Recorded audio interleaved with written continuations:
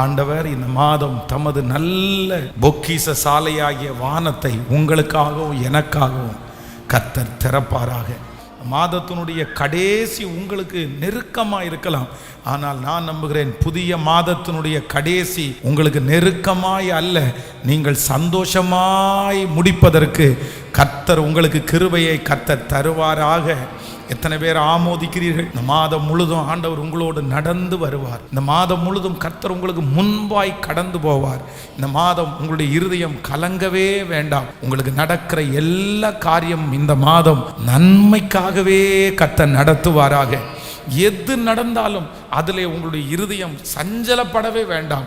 கண்டிப்பாக உங்களுக்கும் எனக்கும் நடக்கிறது நன்மைக்காக தான் நடக்கும். ஆமேன் சொல்லுங்கள். இந்த மாதம் ஆண்டவருடைய ஒரு விசேஷித்த நடத்துதலை உங்களுடைய கண்கள் நிச்சயமாய் காண கர்த்தர் உதவி செய்வாராக.